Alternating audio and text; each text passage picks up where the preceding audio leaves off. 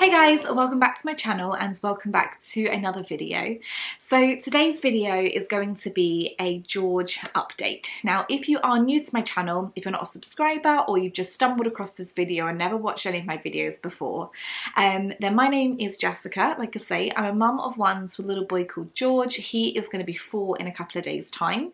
And I'm also currently pregnant with our second child and I'm ready to pop basically any day now. I'm 37 weeks, I've got a section booked in for a couple of weeks' time. However, things could happen earlier and he could obviously come along at any moment. But I post updates, I was going to say regularly, I haven't actually posted an update in quite a while, but I wanted to come on because a lot has happened in terms of George's development and I really like to document what's going on with him. So like I say, if you haven't watched my videos before, then George, my little boy who's almost 4, has some developmental delays. He has some speech and language and communication delays, and we are just working with a lot of healthcare professionals currently to try and get him where he needs to be or give him the help that he needs before starting school and obviously going through school. I really like to document these updates. Like I say, I haven't done one in a little while, but I have done plenty before. I'll link them in a playlist down below, so if you want to go and watch the other ones, you're more than welcome to do so. But I know how beneficial these videos can be to other parents. When I started noticing that George was behind where he should be or something wasn't quite right, I turned to social media, I turned to the internet, as you do, and found that there are so many people going through something very, very similar, and it was just so comforting and nice to hear that it wasn't just us going through this. Obviously I knew it wasn't just us anyway, but it's nice to actually talk to people and watch other families and other people go through something very similar and just know that you're not alone in this. So that's why I started posting and uploading and documenting our sort of journey with his developmental delay, just so then it may help other parents and other families or carers that are going through something very similar. Obviously, if you want to message me over on my Instagram, you're more than welcome to do so. I've had a lot of parents already message me in the past. Obviously, I can't give out like medical advice, etc. But sometimes it's nice just to talk to someone that's going through something similar and not compare children, but like compare experiences when it comes to appointments and you know, the kind of routes that you're going down, because then sometimes if you're speaking to other healthcare professionals, you can sort of maybe suggest things that you know other parents have gone through. So if you want to message me, the link's down below for my Instagram. You're more than welcome to do so. Like I say, I speak to so many of you already about your children, so if you want to message me, you know, you're more than welcome to do so. It'd be lovely to speak to other people as well. But like I say then, it's been a few months since I've done an update and George has come on so far over the last couple of months. I couldn't be more proud of that little boy at the moment. But there are equally some sort of things that are in place at the moment then to sort of help with his transition into school in a couple of months' time. So I just really wanted to run through that with you really. He is at nursery, like I say, so we can run through this together quite quickly. But like I say, if you aren't already subscribed, then please consider subscribing to my channel. I'd love to have you as a viewer. And without further ado, let's get into today's video. So I've made like a little bit of a list then here on my phone about a few things then that I really wanted to sort of talk about, because otherwise I'm just going to forget. So the first thing on my list, in no particular order these are either, is George's eating habits. I always talk about these in these update videos because it's always been a bit of an area of concern for me that George wasn't eating properly or getting the right kind of food in him, and I was trying to find ways to make that happen for him. Health visitors and professionals like paediatricians, etc., have just told me not to worry and not to push it, because you really don't want to make eating a negative experience. So forcing your children to eat something when they're really struggling to do so is going to make it such a negative thing, and it's not going to help them in any way. So looking at it from that kind of point of view has made me feel a lot better about what he's actually eating, and he is eating, and you know that's the important thing, that he is being fed, whether it's, you know, the most healthiest food or the most unhealthiest food, he is still eating at the end of the day. But over the last few months, his eating has improved dramatically. So a few months ago, he wouldn't really eat any fruit or veg because he has got sensory issues when it comes to food. So things like you know, the fruit and vegetable side of things like strawberries, cucumbers, things that feel like a little bit wet, he really didn't like the texture of. And it's still exactly the same now, however a few things are an exception now. So he'll eat apples, grapes, raisins, carrots. There are a few areas in terms of fruit and veg that he will eat, which I'm so grateful for, because now I know that he is actually getting some kind of fruit and veg in his diet. And he's also being a lot more adventurous as well when it comes to food. So it's definitely helped me being on maternity leave. When George was at nursery full time, he would have dinner at the nursery and they would obviously give him things that they knew he would eat. Now being on maternity leave, we're all sort of eating together in the evenings, which is nice because then George is having the same dinners as we are. And he's just being a lot more adventurous and actually reaching out and trying new things. And I think it's from maybe watching us eat our dinner. He's just giving it a good go. And some things he is really enjoying, things that I never thought he would eat, like chili. He's just absolute curries. He's absolutely loving spice. Does not bother that boy at all. He loves spice. But yeah, I couldn't be more proud of him when it comes to his eating habits. They've improved so much over the last sort of few months. Next on my list then was potty training. So again, this is another thing that I was really worrying about, thinking that he needed to have sorted by now, really. I obviously want to make sure that we try and crack it before school, because I don't want him to go to school and feel different to other children. But again, it's one of those things that you just don't want to make a negative experience, because he won't want to do it otherwise, and he'll sort of resent going and using the bathroom. So I kind of expressed my concerns to the paediatrician and, you know, all the other healthcare professionals within, you know, George's care, and they've told me not to push it. They've given me, you know, the most amazing advice on how to do it.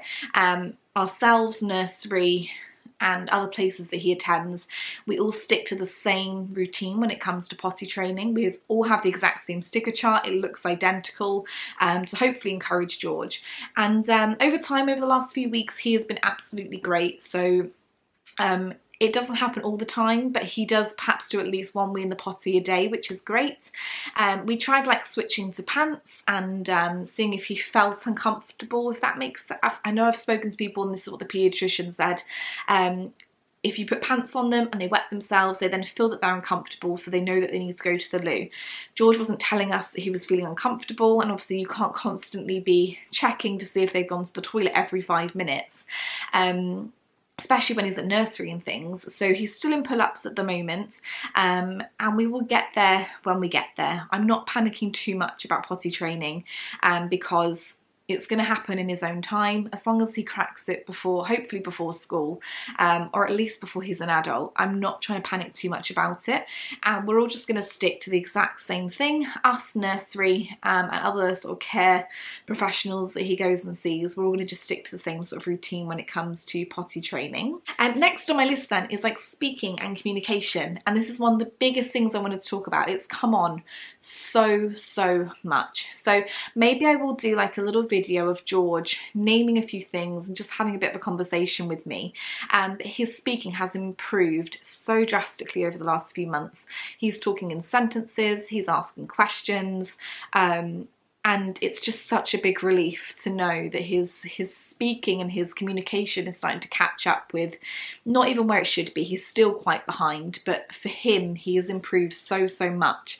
And we can just sit there and have full-blown conversations together, which is incredible. And think, you know, certain things, like certain areas of interest for him are animals and dinosaurs.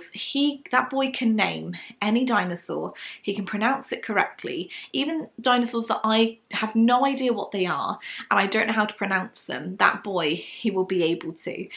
Maybe I'll do like a real short 2-minute video of like me with some flashcards with dinosaurs and he can sort of name them, just so then you can see how incredible he is when it comes to his speech, especially with dinosaurs, etc.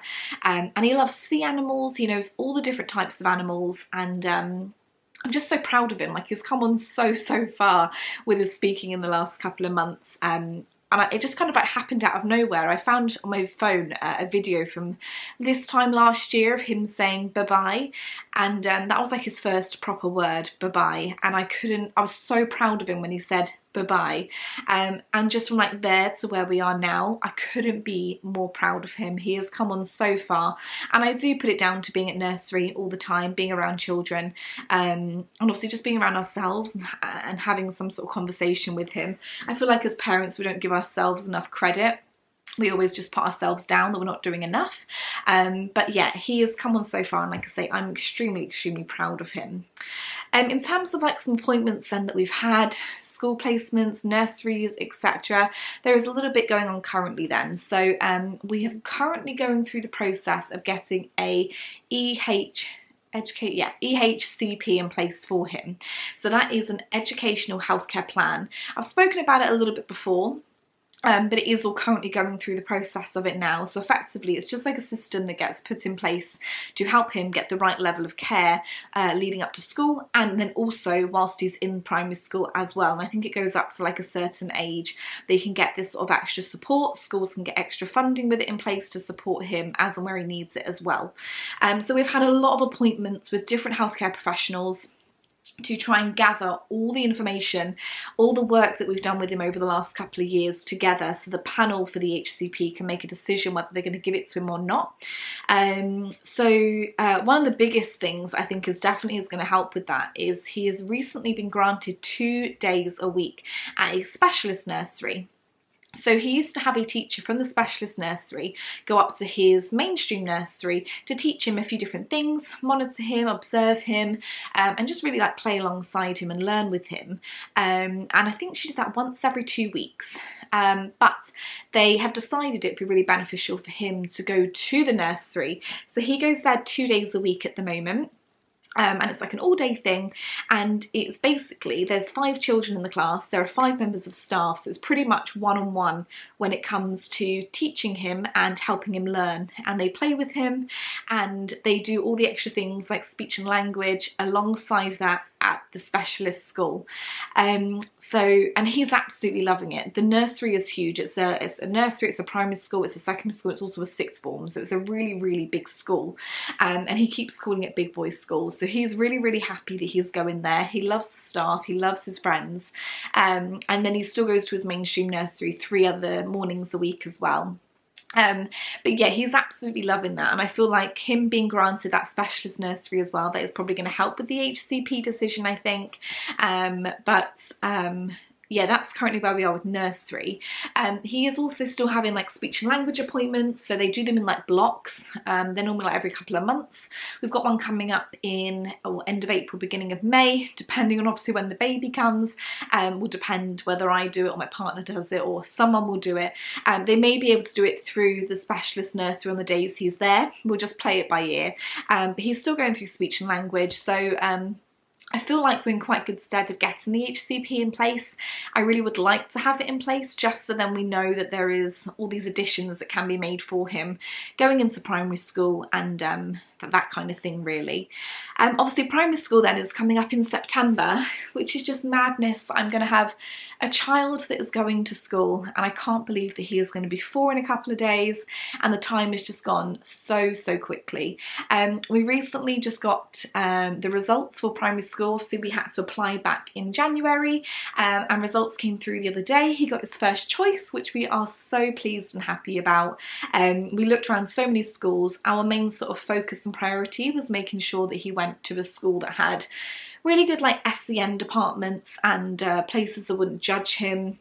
We just wanted like a nice environment school, and a lot of places we went to visit, we didn't really get a nice, warm, friendly feeling. They didn't really have the best SEN or the best attitude towards SEN, and that isn't really the kind of place we wanted George to go. So we found one school that we absolutely fell in love with. We were so happy with it. I think we are slightly out of the catchment area, however they do have quite a big intake, but we got offered that school, which we are so relieved and happy about. So we're really looking forward for him to starting there in September. And it's actually the school attached to his nursery as well, so he already kind of knows a few of the staff members, he knows the building because he sees it every day. So yeah, I think he's going to be absolutely fine with obviously going to school in September. That is kind of everything then that has really gone on. Obviously, you know, he has just come on so far, but obviously he still has a little bit of a way to go. But, you know, he will catch up in his own time, and, you know, we're going to be having another baby soon, which is going to be another huge adjustment for him. I don't know how he's going to take it. He knows that baby brother's coming, like he understands that, but I don't think he knows that baby brother is here to stay, and he's not going to be just him anymore. But we'll see how it goes. But yeah, that is, I think, really everything for an update then for the last sort of few months or so. Like I say, guys, if you're not already subscribed, hit the subscribe button. Obviously, have a watch of the other video playlist if you want to in terms of George's update. But equally, if you want to message me over on Instagram, you're more than welcome to do so. Like I say, it's just nice to have a chat with people that are going through something similar. But yeah, thank you so much for watching. If you just get to the end of today's video, I really appreciate it. Have a lovely rest of your day and take care. Bye.